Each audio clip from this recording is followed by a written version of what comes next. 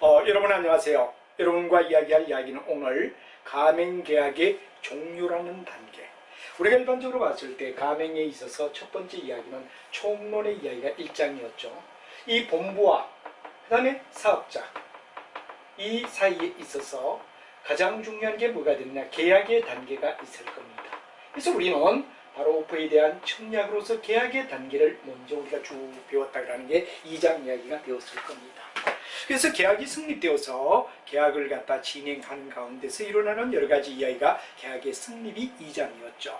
그리고 3장 가면 내부적인 입장에서 어떻게 이야기가 되느냐 하는 문제에서 본부의 권리와 의무, 사업자의 권리와 의무 반드시 알아두셔야 되고, 자, 외부의 문제가 일어날 때 어떻게 하느냐라는 이야기를 각도별로 우리가 본부가 해야 될 의무, 그 다음에 책임, 그 다음에 사업자가 해야 할 책임 같은 이야기를 우리가 불러했는 게 외부적 법률 관계에 대한 이야기다. 이렇게 우리가 되겠죠.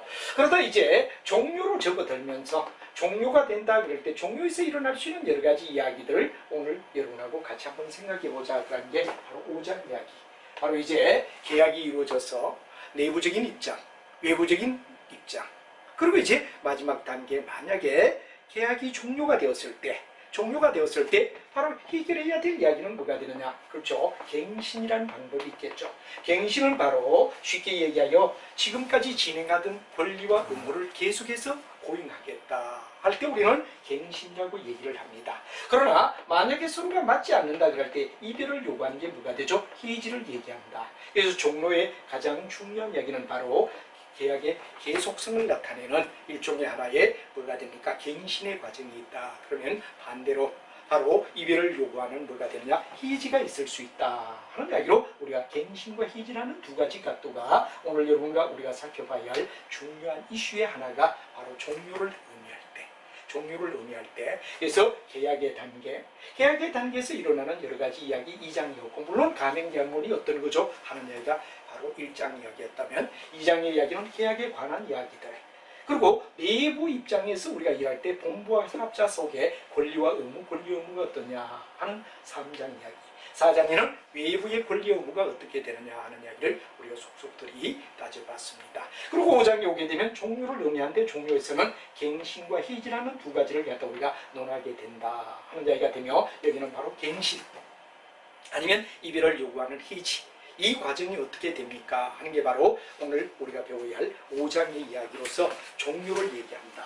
이 두 가지 이야기는 궁극은 뭐를 갖다 얘기하죠? 종료를 의미한다라는 말로 쓸 수가 있죠. 종료는 바로 갱신과 해지라는 두 가지로 바로 얘기할 수 있다. 고잉이냐 아니면 스탑이냐, 우리가 계속해서 지속적으로 진행한다 이럴 때 우리는 갱신이라는 말을 갖다 쓰겠죠. 그래서 본부와 가맹점이 계속해서 거래를 진행하겠다 이럴 때 고잉의 개념은 갱신이라고 우리가 부를 수 있고, 바로 스탑의 개념을 갖다 얘기할 때 이건 해지라는 얘기 두 가지, 바로 종료 쪽에는 계속해서 할 건가, 이별을 요하는 스탑을 할 것인가에 대한 이야기가 진행된다 하는 이야기가 바로 가맹계약이 되고, 이 가맹계약에 있어서 종료 쪽의 첫 번째 이야기를 갖다 우리는 얘기할 때 바로 여러분 잘 아는 갱신에 대하여 설명을 하라, 가맹계약을 갱신에 대하여 설명하라는 이야기로 우리 교재를 갖다가 맞춰가며, 만약에 문제가 나왔다 그럴 때 어떻게 될 것인가 하는 이야기를 여러분하고 같이 한번 살펴보며 진행을 해보자 하는 이야기가 중요한 이야기가 되겠죠. 그래서 여러분에게 바로 여러분들이 요약집을 줬을 때 그 요약집의 단계에서 종료의 단계를 만약에 문제를 묻는다면 가맹계약의 갱신에 대하여 설명하시오 하는 이야기로, 만약에 우리가 25점짜리를 줄 수도 있고, 또 상황에 따라 우리가 여러 가지 25점 정도는 말하라 이런 얘기가 나오겠죠. 그러면 먼저 이에 대한 개념을 갖다 우리가 생각해야 되며, 갱신을 얘기할 때 첫 번째 그 개념의 의의가 어떤가 하는 이야기를 우리가 보면, 바로 거기서 가장 중요한 이야기는 존속의 여부를 얘기하는 거죠. 존속. 한마디로 말하면 계속해서 고잉하겠다, 일종의 뭐가 되느냐, 바로 고잉의 개념을 갖다 얘기할 때 고잉이다 하는 이야기가 되며, 아까 말하던 이 내용은 해지의 뭐가 되느냐, 종료의 해지라는 방법, 존속이 아니면 뭐가 되느냐, 해지가 되는데 존속을 바로 우리는 갱신이라고 불러줄 수 있다 이런 얘기가 되겠죠. 그 반대적 개념은 해지를 얘기하고, 해지는 바로 아까도 얘기했지만 스탑의 개념을 갖다 우리가 얘기한다 하는 이야기로 문제가 진행될 겁니다. 이거 바로 존속을 얘기한다, 뭐에 계약의 존속을 얘기한다 이런 얘기가 되죠. 그래서 기간이 만료되었을 시, 언제 기간이 만료되었을 때 바로 어떤 계약을 가맹계약의 관계를 지속적으로 이들이나 고인시키겠노라 존속시키겠노라 하는 말이 갱신의 의미다 하는 이야기에 정답을 반드시 우리가 달아줘야 됩니다. 그래서 여러분이 답을 쓸 때 항상 연습할 때는 계약의 기간의 만료에 가맹계약 관계를 바로 존속시키느냐. 만약에 주어를 쓴다면 바로 뭐가 됩니까? 가맹사업자와 가맹본부라는 두 주객체들이 어떻게 되냐? 만료가 되었을 때 바로 계약을 계속할 건가? 아니면 스탑할 것인가? 존속시킨다 그럴 때 바로 우리는 일반적으로 봤을 때 뭐가 되냐? 갱신이라는 말을 쓰겠죠. 반대는 해제 기능이다 하는 이야기를 여러분이 우리가 얘기가 돼야 될 겁니다. 그럼 여기에 가장 중요한 이야기는 바로 가맹사업자는 갱신을 요구할 수 있는 권한이 있다. 그럴 때 바로 우리가 두 번째 이야기는 바로 가맹사업자의 갱신 요구권이라는 얘기를 갖다 우리가 살펴봐야 된다는 게 아주 중요한 이야기가 되겠죠. 여기서 중요한 갱신의 요구는 반드시 우리가 요구할 수 있는 이 요구권은 여러분이 잘 알지만 반드시 6개월에서 언제냐? 그럼 3개월이라는 이야기를 갖다 반드시 만기가 되기 전 6개월로부터 3개월까지 요 사이를 갖다 우리가 분명히 알아두는 게 굉장히 중요하죠. 그래서 우리가 일반적으로 180일부터 90일이라는 이야기, 이 날짜를 갖다 외우는 것보다는 뭐가 훨씬 더 편하다? 그렇죠. 개월수로 6개월에서 3개월이라는 걸 해서 날짜로 얘기할 때 180일에서 90일까지 맨 먼저 요구를 할 수가 있다 하는 이야기가 뭐가 되느냐? 기간을 나타내는 요 기간에 대한 개념, 6개월에서 반드시 3개월이라는 개념의 기간을 갖다 먼저 생각을 해두는 게 좋겠다. 답 쓸 때 반드시 명확하게 6개월 180일, 3개월 90일 이 사이에 갱신 요구를 갖다 해야 된다. 갱신을 요구한다 하는 이야기가 굉장히 중요한 이야기입니다. 주체는 물론 가맹사업자가 가맹본부에다가 언제? 6개월에서 3개월 이내 180일, 만기 180일 이내에서부터 90일 사이에 기간 사이에 반드시 갱신을 요구한다 하는 말이 중요하고 갱신의 요구를 갖다 얘기하며 본부는 정당한 사유 없이는 바로 여러분들 잘 알지만 거절하지 못한다. 그렇죠? 가맹사업을 갖다 들어오는데 이유 없이 예를 들어 정당한 사유 없는데도 불구하고 일괄적으로 해지한다. 이건 곤란하죠. 왜? 우리가 봤을 때 이 사람이 가맹사업자가 많은 돈을 갖다가 투하해서 가맹권을 갖다 사서 사업을 하고 있는데 잘못이 없는데 일방적으로 해고를 시켜버린다 그러면 이건 곤란하다 이거죠. 그리고 일반적으로 본부의 횡포에 속해서 가맹사업자를 마음대로 교체해서 바로 자기들의 수익을 창출할 수 있는 소지가 있기 때문에 법에서는 반드시 정당한 사유 없이는 반드시 어디 됐냐? 갱신 요구를 갖다 거절할 수가 없노라 하는 이야기를 반드시 알아야 된다는 얘기가 중요하죠. 그 다음에 이제 법적 성질로 우리가 넘어가서 두 번째로 본다면 바로 여기는 기간이 중요하며 6개월에서 3개월 이내 바로 가맹사업자는 본부에다가 바로 뭐가 됐냐? 갱신을 요구할 수 있는 권한이 있다. 그리고 이제 갱신은 이유 없이 별다른 이유 없이 하자 없는데도 불구하고 이걸 갖다 거절해서는 안 된다는 단서를 알아야 된다. 이는 왜? 본부의 횡포가 심할 걸 갖다 막기 위한 하나의 방안이다. 이렇게 우리가 말하죠. 법적으로 볼 때 가맹사업자의 어떤 형성권, 가맹사업자가 자기가 뭐가 되느냐 그럼 바로 여러분 잘 알지만 계속해서 자기가 사업을 하겠다는 가맹사업자의 형성권이나 본부의 승낙 이거에 관한 여러 가지는 뭐가 되느냐 확정 판결은 요하지 않는다.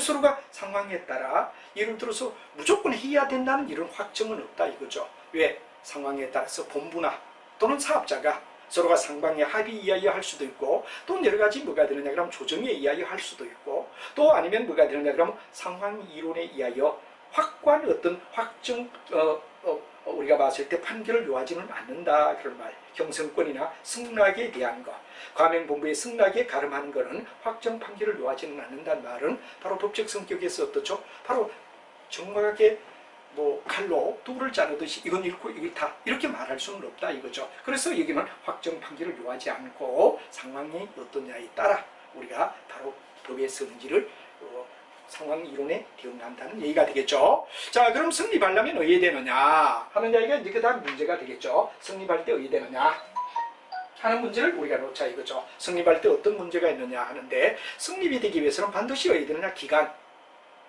바로 한마디로 하면 갱신을 요구하는 기간을 반드시 준수해야 된다. 아까 제가 그랬죠. 6개월에서 3개월, 180일에서 90일 사이에 가맹사업자는 본부에 반드시 뭐가 되느냐? 내가 갱신하고 싶다 그러는 뭐가 되느냐? 그럼 바로 갱신 요구 기간을 준수해야 됩니다. 그래서 180일에서 90일 사이에 반드시 계약 뭐가 되느냐? 만료되기 전에 이게 왜 되느냐? 그럼 바로 내가 갱신을 요구하고 싶다는 내용이 일단 있어야 되고, 그 다음에 아무리 전체 가맹기간이 길어도 10년을 초과해서는 안 된다. 보통 우리가 가맹기간이 어디 됐냐? 10년을 초과하지 않는다. 아무리 긴 것도 가맹기간을 갖다 예를 들어서 10년을 갖다가 계약기간을 10년 이상은 잡지 않기 때문에 10년 내에 반드시 갱신이 돼야 된다는 게 성립 요건이 되며, 그 다음에 갱신의 거절의 사유가 존재하지 않을 때 반드시 왜 되느냐 그러면 갱신이 돼야 된다는 이야기를 얘기하는 거죠. 다시 한번 얘기하면 바로 가맹사업자는 갱신 요구 기간을 준수해서 최소한 계약이 만료되기 전에 180일에서 90일 180일에서 90일, 6개월에서 3개월 이내 요구해야 되고, 그 다음에 아무리 전체 가맹기간이 길어도 10년을 초과해서는 안 된다. 10년을 갖다 초과할 수는 없다 하는 이야기가 바로 가맹기간에 대하여 10년 초과를 하지 않을 것. 그리고 이제 갱신에 대한 뭐가 됐냐? 그럼 반드시 거기에 대한 거는 사유가 존재하지 않아야 된다. 그런 이야기가 중요하다 하는 이야기를 여러분이 알아야 됩니다.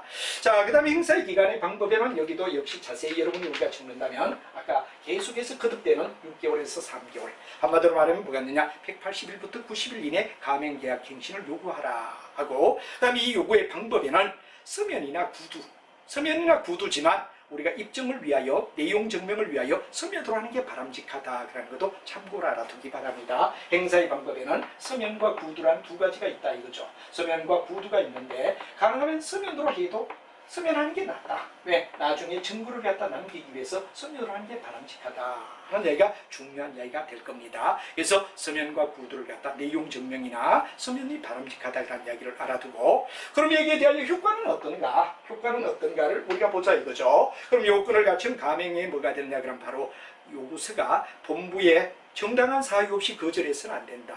본부가 이렇게 요청해 왔음에도 불구하고 아무 이유 없이 사유를 갖다 거절해서는 안 된다 이거죠. 그래서 갱신 요구일로부터 반드시 여기도 알아둬야 되는 게 15일 이내. 바로 갱신을 요구할 수 있는 180일에서 90일이고, 그 다음 본부의 경우는 반드시 이런 가맹사항이 바로 요청이 들어왔을 때, 바로 갱신의 요청이 들어왔다 이거죠. 갱신에 대한 요청이 있을 때는 거기에 대해서 반드시 15일 이내 서면으로 통보를 해줘야 된다 이거죠. 만약에 통지하지 않으면 가맹계약은 어디 됐나? 체결된 걸로 묵시적으로 있다 이럴 때는 이건 오케이라는 의미로 받아들이겠다.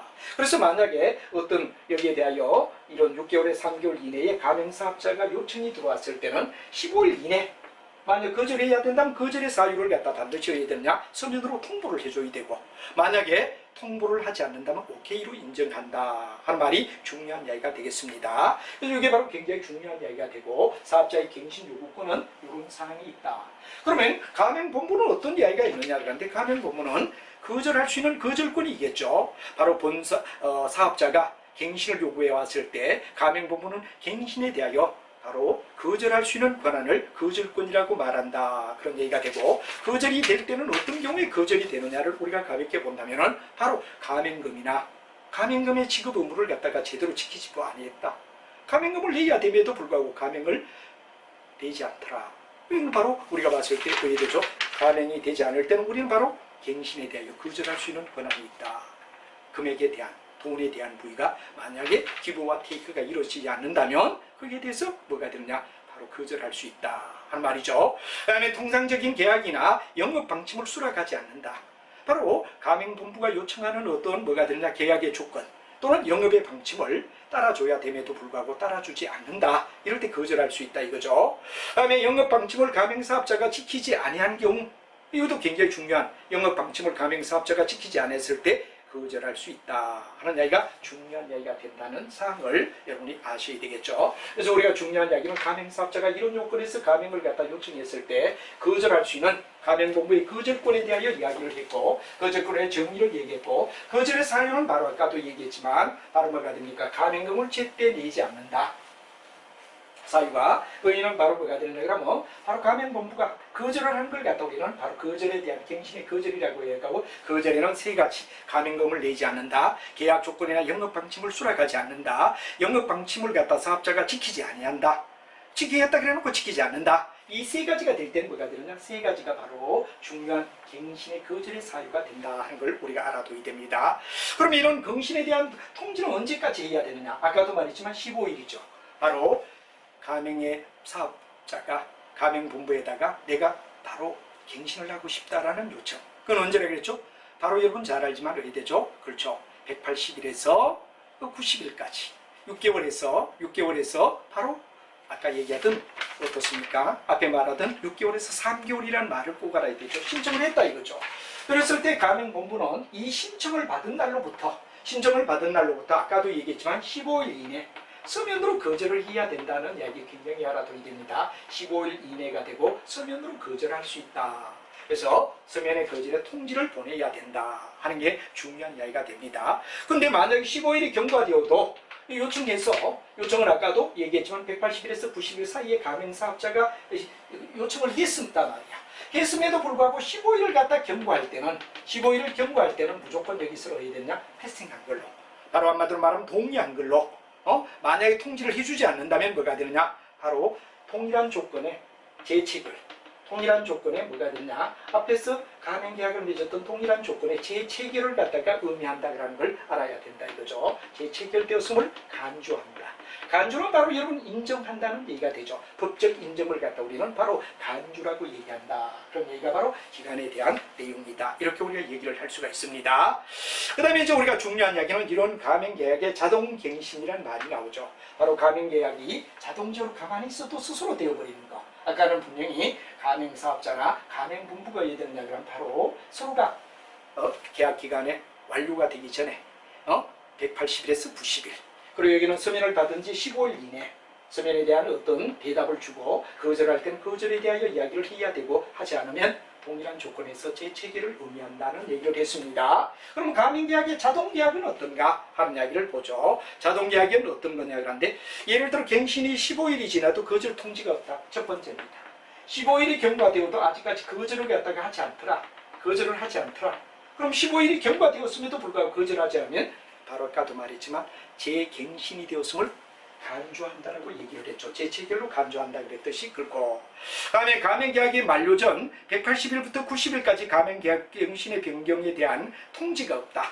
아까도 말했지만 뭐 어떤 변경이 있다면 180일에서 90일 이내 90일에 뭐가 되느냐 그럼 바로까지 갱신 조건을 갖다 갱신 조건을 변경 이 변경을 갖다 요청하지 않는다면 이것도 어떻게 되느냐? 바로 우리가 자동적으로 앞에 조건처럼 된다는 얘기가 되겠죠. 다음에 이제 우리가 중요한 이야기는 가맹계약 갱신하지 아니한다는 통지를 서면으로 하지 않을 때, 서면으로 어떤 통지를 해주지 않는다. 서면이 없더라. 서면이 노다. 이렇게 될 때 우리는 뭐가 되느냐? 그럼 바로 일종의 자동갱신이 된다는 걸로 우리가 알 수가 있다 하는 이야기를 여러분이 알아두셔야 된다는 거. 15일 이내 거절을 하지 않았다. 왔는데 180일부터 90일 사이에 뭐가 되느냐 변경사항을 요청하지 않았다. 서면을 갖다가 왜 되느냐 그럼 바로 우리가 봤을 때 무서면이다. 이럴 때는 바로 가맹계약이 다시 체결된 걸로 우리가 안다 이거죠. 그러나 만약에 계약이 만료되기 전에 60일 이전에 이 일을 갖다가 제기하거나 본부가 사업자에게 만약에 천재지변이나 대통령령에 부득이한 사유가 있을 때는 60일 전까지 이 일을 제기해야 되는데 이런 사건이 있을 땐 예외로 본다 그러는 거. 요것도 알아두세요. 계약 만료 60일 전까지 이 일을 제기해야 되는데 가맹본부나 사업자가 이런 사회적 혼란이 일어나는 천재지변이나 대통령령에 부득이한 경우에는 기간을 갖다가 그대로 잡지 않는다 하는 이야기가 되고 그 다음에 우리가 중요한 이야기는 이런 부당의 거절이 있을 때는 직접적인 어떤 제재는 없습니다. 단지 불공정 거래 행위로 해당된다는 거. 예를 들어 법으로 뭐 여러 가지 제재를 가하는 게 아니라 직접적인 제재는 없지만 불공정 거래 행위로 본다는 것까지 여기까지가 왜 되느냐 그러면 우리가 봤을 때 바로 계약 자동 갱신이 되는 경우 이야기를 우리가 설명할 수 있다 그런 이야기를 여러분이 알아두면 될 것 같습니다.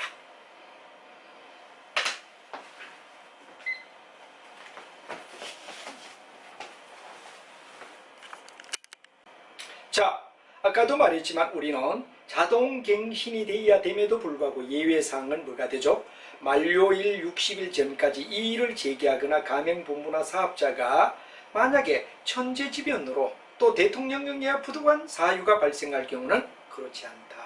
이게 바로 중요한 이야기. 천재지변 불강력적인 대통령령에 의하여 부득이한 사유가 생겼을 때는 계약의 만료 전 60일까지 이의를 제기해야 되죠. 가맹계약에 대하여 갱신에 대한 이의를 제기하는데 이때는 이외적으로 해야 되느냐? 바로 불가항력적인 경우, 어쩔 수 없는 경우, 예를 들어 전쟁이나 내란이나 뭐 여러 가지 지진이나 이런 천재지변이 일어나면 이때는 60일 전까지 이의를 제기해야 되는 게 어디에 되느냐? 바로 예외가 될 수 있다.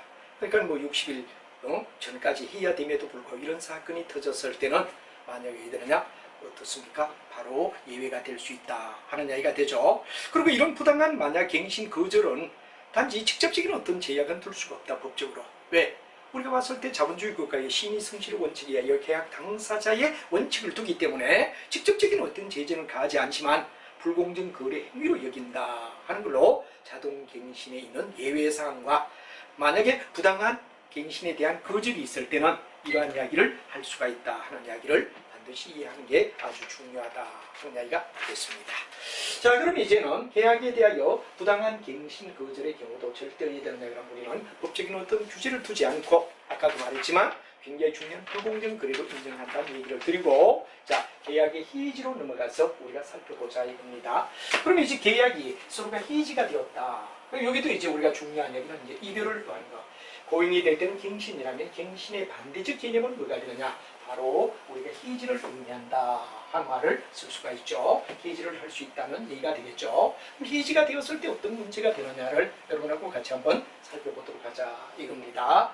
자, 그래도 여기도 이제 만약에 계약을 해지했을 때 해지에 대하여 설명하시오. 그리고 단독의 문제로도 줄 수 있고 해지에 대한 개념이 뭐냐 하는 말이 되죠.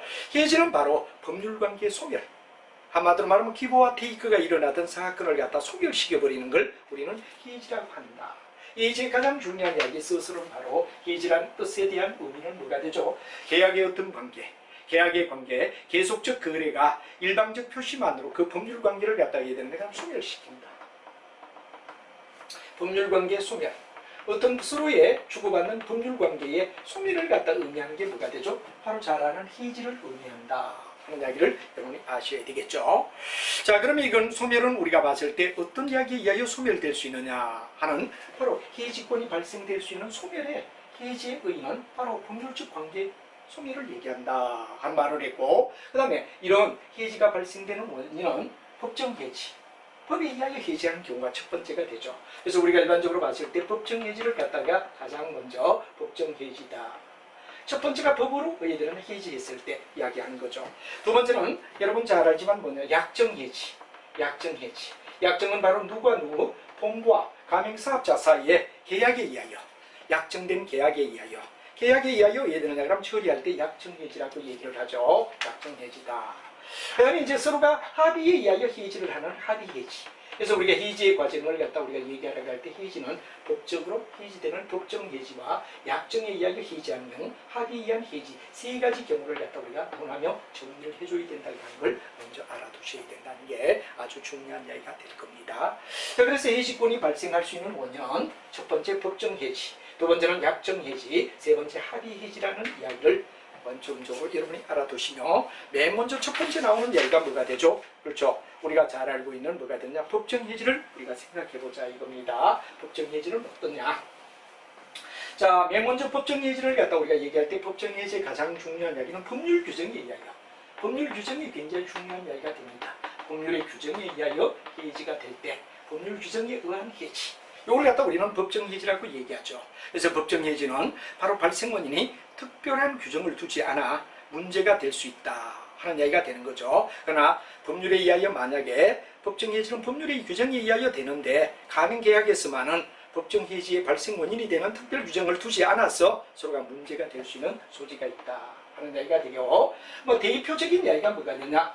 채무불이행, 채무불이행 또는 사정변경, 이 두 가지가 예되느냐 그러면 보통 이제 법정 해지에 속하는 아주 대표적인 얘기다. 예를 들어 어느 일방 쪽에서 예를 들어 가맹금을 받고 물건을 주지 않는다. 이것도 어디에 드느냐? 가맹사업자로 볼 때는 굉장히 곤란한 이야기가 되죠. 또 가맹금은 물건을 주든지 여러 가지 교육을 시켰음에도 불구하고 가맹금을 제때 내지 않는다. 여기 바로 여기에 당사자 간에, 당사 중에서 당사자 간에 어떤 일방적인 입장에서 일방적 입장에서 만약에 여러 가지 뭐가 되느냐 그럼 바로 우리가 봤을 때 채무를 이행하지 않는다. 채무 이행을 하지 않는다. 이럴 때 우리는 어디 되느냐? 물론 본부의 가맹금융금이나 다음에 또 뭐가 되느냐? 가맹사업자가 낸 만약에 내용을 갖다가 본부 쪽에서 예를 들어 일방적으로 어디 되느냐? 물건이나 여러 가지 자기들의 의무를 갖다 진행해 주지 않을 때 채무에 대한 불이행이 될 때 여기 중요한 얘기는 불이행이죠. 불이행이 될 때 바로 이거는 뭐냐? 법적으로 해지할 수 있는 법정 규정이다. 특별 규정을 두지 않아서 이게 문제가 될 때도 있다 이랬죠. 두 번째는 사정에 대한 변경에 대한 해지권을 갖다 얘기한다 그랬는데 첫째, 사정에 대한 해지가 뭐가 되느냐? 예를 들어 우리가 봤을 때 가맹 당사자가 변경되거나 가맹 당사자가 당사자가 변경된다 그럴 때 본부가 바뀌든지 가맹 사업자가 바뀌든지 이런 변경이 있다. 두 번째는 뭐가 되느냐? 채권 채무에 뭐가 되느냐? 그럼 바로 현저한 균형을 이룬다. 채무와 채권의 불이행. 아니면 뭐가 되느냐? 그럼 우리가 봤을 때 균형을 갖다 잃어버린다.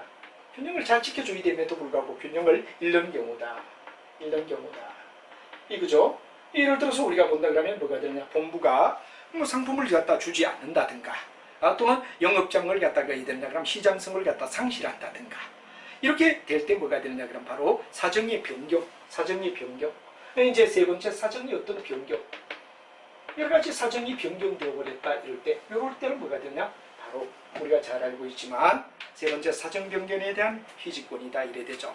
계약 당사자가 변경되거나 그 다음에 채권 채무가 이르느냐 현저히 균형을 잃었을 때 또 그리고 이들은 상품이나 이를 위한 영업 시장성을 상실해 버릴 때 세 가지죠. 그래서 우리가 중요한 이야기 사정의 변경, 시장성 상실, 시장 상실 이런 이야기가 어디 되냐? 시장 상실 이런 것들을 갖다 우리는 일반적으로 봤을 때 세 가지 경우를 갖다 우리는 바로 사정의 변경에 의하여 바로 일어나는 하나의 법정 해지를 얘기할 수 있다 하는 이야기가 되겠죠. 자, 그 다음에 이제 우리가 중요한 이야기는 약정 해지로 넘어가자 이거죠. 약정은 어떤 약정 해지를 가질 수 있느냐 하는 이야기. 약정과 할인하는 해지 두 가지를 우리가 뒤에 바로 법정 해지를 갖다 우리가 얘기하고 법적인 이야기에 의하여 서로 사정의 변경이 나오든지 당사자가 바뀌든지 채권 채무의 현저한 불균형을 가져올 때 문제가 될 때 이때 우리가 법정 해지를 한다고 했고 그다음에 약정 해지는 어떤 걸 약정 해지라고 할 수 있느냐 그런데 바로 여러분 잘 알지만 계약서에서 밀 계약 해지 사유를 갖다 정해 놨을 때 계약에서 뭐가 되느냐 그럼 바로 여러분들 해지 사유 바로 명확한 어떤 계약에서 해지 사유를 갖다 두고 있다. 그러면 왜 되느냐? 계약서에서 이미 약정된 어떠냐 그러면 바로 사유 신속하게 처리가 될 수 있는 가능성이 높겠죠. 왜? 계약서에 이런 경우는 해지한다는 조건이 붙어있기 때문이다 이거죠. 그래서 가맹사업법과 약정해지라는 얘기인데 예를 들어 여기서는 반드시 어디 되느냐 그러면 이런 해지는 약정해지의 경우는 중요한 이야기가 투투라는 이야기를 절대 잊어버리면 안 됩니다. 투투. 만약 약정을 위반했다 이럴 때는 2개월 이상의 유예기간을 둔다. 2개월. 그 다음에 뭐가 되느냐 그럼 반드시 2회 이상의 경고를 친다. 약속해놓고 약속을 지키지 않는단 말이야. 계약서의 약속을 갖다 지키지 않을 때 2개월의 유예기간을 주고 2회 동안 2번 반복했음에도 불구하고 시정이 되지 않는다면 약정해지로 넘어간다는 얘기가 되겠죠. 그래서 2개월 이상 유예기간을 두고 2회 이상 통지를 했음에도 불구하고 지키지 않을 때는 약정해지로 넘어갈 수 있다 이거죠. 그래서 이 약정해지는 바로 뭐가 되느냐 그럼 바로 약관은 이제 통상적으로 해야 되니까 보험의 약관이라든가 여러 가지 약관이 있지만 약관을 명시하고 중요한 내용을 설명하지만 합의가 있다면 약관보다도 뭐가 되느냐 약정이 우선한다. 합의보다는 바로 약관보다는 약정을 갖다 우선한다 그런 이야기가 굉장히 중요하죠. 그래서 다르게 합의했을 땐 약관보다도 우선된다. 그러나 여기서 전제 조건은 뭐가 되느냐? 반드시 고객의 중심. 고객 입장. 고객을 갖다 우리 생각해주는 고객 입장을 갖다 우리는 고려해야 된다는 얘기가 중요한 이야기다. 이 약관이 있다면 약관보다도 약정이 더 앞선다. 약속하는 거. 이게 바로 중요한 이야기가 된다는 이야기가 약관과 약정. 이럴 때는 약정이 더 약관보다는 일상적인 통념적인 약관보다는 앞선다 하는 이야기를 여러분이 알아두면 되겠죠. 그 다음에 이제 합의해지로 넘어오자. 합의는 당사자 간에 한마디로 말하면 뭐가 되냐? 우리가 봤을 때 이런 당사자 간의 합의에 의하여 뭐가 되느냐? 그럼 만약에 해지를 한다. 당사자 간 합의에 의한 뭐가 되느냐? 해지가 될 때를 우리는 일반적으로 세 번째 얘기하는 합의 해지라고 볼 수 있다. 합의 해지는 바로 당사자 간의 합의에 의하여 해지가 일어날 때 합의 해지라고 볼 수 있다. 그래서 바로 법정에서 당사자 합의에 의하여 합의가 될 때 둘러싼 분쟁을 원만하게 해결하기 위하여 합의를 봤다. 그래서 법정 예주와는 달리 법으로 가는 게 아니라 사유화나 효력을 당사자 간에 의하여 정할 수 있을 때, 이럴 때 서로 당사자 간의 합의다 이렇게 되죠. 그럼 이런 합의가 될 때 굉장히 중요한 이야기는 뭐가 되느냐? 합의에 대한 해지가 될 때는 손해배상은 무다. 청구할 수 없다. 그래서 서로가 상반간의 합의에 의하여 뭐가 되느냐? 해지가 될 때는 합의 해지가 될 때 전제 조건은 반드시 당사자 간 합의에 의하여 해지되기 때문에 여기에는 바로 손해배상에 대해서는 상방이 어느 쪽을 물고 늘어지면 손해배상을 요청하지 않는다. 바로 청구가 불가능하다 하는 이야기를 여러분이 왜 되느냐? 알고 있어야 된다는 얘기가 중요한 얘기가 될 겁니다. 그래서 우리가 봤을 때 우리가 가장 중요한 해지권의 발생의 방법은 법에 의하여 이런 법정 해지와 당사자 간에 의해되느냐? 그러면 만약에 계약을 했을 때 계약에 의한 이야기, 이때는 약정 해지가 바로 약관보다 앞선다 하는 이야기도 알아두고, 합의 해지는 법원의 어떤 해지와는 달리 상대 간에 당사자 간의 합의에 의한 해지를 얘기하게 되고, 이때 합의 해지에 대한 손해배상은 절대 청구할 수가 없다는 얘기가 중요한 이야기가 된다 하는 이야기를 여러분이 머릿속에 알아두시면 될 거다 하는 이야기가 되겠죠. 자, 여기까지 해서 이제 우리가 봤을 때 이러한 해지에 대한 어떤 그럼 그 소위 바로 발생의 원인에 따라 바로 여러분 잘 아는 법정, 약정, 그리고 합의 해지란 세 가지를 여러분이 머릿속에 알아둬야 된다는 얘기가 중요한 이야기가 되겠죠. 자, 그 다음에 이제 세 번째 이야기는 바로 여러분 중요한 이야기, 가맹계약 해지에 대한 바로 최고다. 최고는 바로 여러분 최고장이라는 말을 많이 들어보죠. 상대에게 알려주는 걸 갖다 우리는 최고다 하는 얘기가 되겠습니다. 해지에 대하여 상대에게 바로 통보를 해주는 절차를 우리는 최고라고 말할 수 있다 하는 이야기를 여러분하고 같이 한번 살펴보자 이겁니다.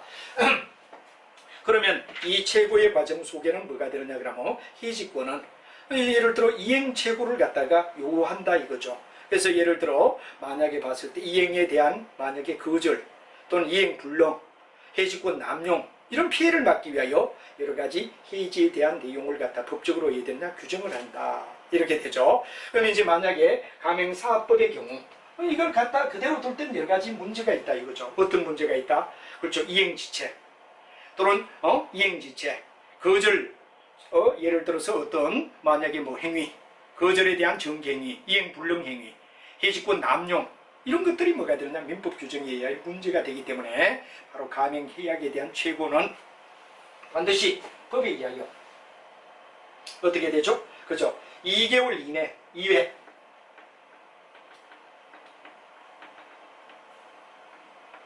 이게 굉장히 중요한 이야기다. 2개월 이외에 걸쳐서 반드시 어떻게 되느냐 그러면 바로 통지한다. 바로 우리가 중요한 이야기는 가맹공문은 가맹계약을 해지할 때는 가맹사업자에게 2개월 이상 유예기간을 줘야 되고 2회 이상 통지를 해야 된다 하는 이야기가 중요한 뭐가 되느냐 해고 전에 최고 업무다. 그러나 예를 들어 이렇게 2개월 그 다음에 2회 이런 기간을 가진 건 정상적 해고의 이야기라면 적시 해고에 대한 사유가 발생했을 때 어떤 경우냐 바로 굉장히 중요한 이야기 이런 거는 외워주셔야 되겠죠. 파산 신청 누가 가맹사업자가 강제집행 당했다. 그래서 파산 신청이 있거나 강제집행 절차가 진행될 때 회생 절차가 진행될 때 가맹사업자가 뭐가 되느냐 음이나 수표가 부도가 되었을 때 그때는 적시 해고다. 외워주셔야 됩니다. 파산 누가 가맹사업자가 장사를 하는 가운데서 예를 들어 파산 신청이 들어왔다. 두 번째 뭐가 되느냐 그러면 우리가 봤을 때 강제집행이 진행된다. 뭐 예를 들어 경매를 당한다든가 자기들이 어디에 되느냐 가맹점이 문제가 될 때 그 대상이 될 때 또 회생 절차를 갖다가 밟고 있을 때 회생 절차를 밟고 있다. 그 그 다음 뭐가 되느냐? 수표와 음이 부도가 났다. 수표와 음. 이때 수표와 음이 부도가 나면 강제 규범에 의하여 바로 현행법으로 구속이 되죠. 그리고 물론 이때도 역시 가맹사업점이 수표나 음을 지불했는데 이게 정지되었을 때, 지불정지. 지불정지가 되면 뭐가 되냐? 이런 사건이 있을 때, 이 가맹사업자가 이러한 사건이 일어날 때는 적시 해지를 해도 좋다. 그러나 적시 해지의 사유가 안 될 때는 2개월 내에 이외에 통지를 해서 채굴을 해줘야만 해고를 시킬 수 있다. 그런 얘기가 중요한 얘기가 된다는 얘기가 되겠죠. 자, 그러면 이제 이런 가맹 만약에 계약의 해지를 할 때는 왜 하느냐? 이제 문제를 우리가 잡고 바로 2개월에서 2회. 그러나 적시해고는 이런 경우 파산 신청, 강제 집행 절차, 회생 절차, 수표와 의미, 사업자가 발행한 수표나 의미 뭐가 되느냐 그러면 발행 수표와 의미 부도가 났다. 지불이 정지되었다. 이럴 때는 적시 바로 해지가 가능하다 한 말을 갖다 쓰죠. 그 다음에 이제 가맹사업권의 행사와 효과는 어떤가를 갖다 우리가 보면 해지권의 효과가 나오면 바로 해지권에 대한 행사가 필요하다 이거죠. 그래서 상대방에 대해서 해지하겠다는 의사표시를 반드시 해야 되느냐 그러면 이런 해지권의 행사에서 의사표시를 갖다 처리하지 못한다. 가맹계약의 해지권을 갖다 행사했을 때 바로 해당이 된다면 행사가 필요하다라고 느끼고 해지권 행사의 상대방에 대한 의사표시로 해지의 의사표시는 처리하지 못한다. 그래서 반드시 해지하겠다는 통보가 갔을 때는 하나의 의사표시를 받아들여야 되며 거기에 대하여 처리할 수는 없다 하는 이야기가 되고, 두 번째는 가맹계약의 행사에 대한 건 뭐가 되느냐? 가맹계약을 해지하게 되면 가맹은 장래에서 그 효력을 잃게 됐고, 그 다음에 채무나 채권, 채무가 있고 채무가 이행되지 않은 경우 그 이후에 채무를 그대로 존속함을 이행해야 된다. 예를 들어 설령 왜 되느냐? 채무가 있는데도 만약 해지가 되었다 하더라도 채무 있는 부인은 채무를 나중에라도 갚아야 되지. 그걸 갖다가 해지한다 그래서 채무가 없어지는 건 존속되지 이게 없어지는 건 아니다. 예를 들어 본부에 돈 줄 게 있는데 해지했기 때문에 나는 못 주겠다 이건 아니다 이거죠. 그럼 부부는 끝까지 해야 되죠. 사업자에게 바로 자기에 대한 어떤 그럼 손해를 또는 채무를 갖다가 계속해서 법적으로 예되느냐 요구할 수 있다 하는 얘기가 되며, 해지권이 있다 해서 채무가 그대로 존속되지 사라지지 않는다는 이야기를 여러분이 알아두셔야 된다는 이야기가 중요한 이야기가 되겠죠. 자, 여기까지 이야기는 바로 해지에 대한 이야기. 바로 여러분과 함께 쭉 해지에 대한 무의를 갖다 우리가 한번 봤는데, 같이 한번 체크를 쭉 해본다 그러면 해지라는 말은 종류를 의미한다.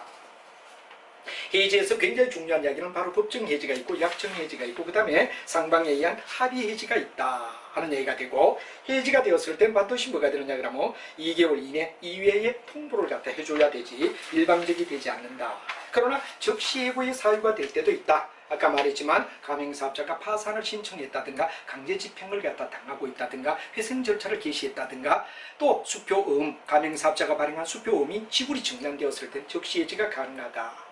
그리고 이러한 가맹론의 해지에 대해서는 뭐가 되느냐? 의사표시를 처리할 수가 없고 해지가 되었을 때는 그 효력을 잃게 되고 그 다음 반드시 채무는 그대로 존속되게 되지 해지가 되었다 하여 그걸 갖다가 우리가 이행하지 않아도 된다는 이야기는 없다 하는 이야기가 해지에 대한 이야기를 우리가 가볍게 한번 쭉 체크하며 봤습니다. 그래서 여러분이 이런 체크된 내용 우리 책에 있는 이야기들을 꼼꼼히 여러분들이 살펴주면서 체크하시고 암기하시고 외워주시면서 답에 대한 대안이 이루어져야 되겠다 하는 이야기를 드리며, 다음 시간에는 바로 종료 후에 원상 회복하는 것. 예를 들어 가맹사업자와 가맹본부가 예를 들어서 종료가 됐다. 그럴 때 여러 가지 뭐가 되냐? 상품에 대하여 어떻게 할 건가? 또 가맹금을 어떻게 반환해 줄 건가? 그다음 또 원상 회복에 대한 책임을 어떻게 질 것인가? 또 여러분 잘 아는 뭐가 됩니까? 이런 원상 회복뿐만 아니라 또 하나는 중요한 이야기 뭐가 되냐? 경업 피지 금지 의무. 똑같은 만약에 예를 들어 사업의 기밀을 이용하여 자기가 해지한 후에 그와 유사하여 본부에 피해를 준다고 하면 경업 피지 의무의 금지사항에 속하는 영역은 어떻게 되느냐 등을 다음 시간에 우리가 하나하나 바로 해지가 되었을 때 경업 금지 의무는 어떤가 하는 이야기들을 살펴보며 따져보도록 하자 하는 이야기가 되며, 좀 더 하나하나 과정을 갖다 꼼꼼히 그리고 요약서를 잘 보시면서 여러분의 것이 될 수 있게끔 정리를 잘 해주십사 하는 이야기를 드리고, 뒤쪽 가서 우리가 또 단어를 가지고 역으로 치고 들어가는 이런 기법 바로 여러분 키워드를 가지고 내용을 이해하는 것들, 이런 것들도 한번 꾸준히 연결하며 진행을 하도록 하겠습니다. 여러분 매우 수고했습니다.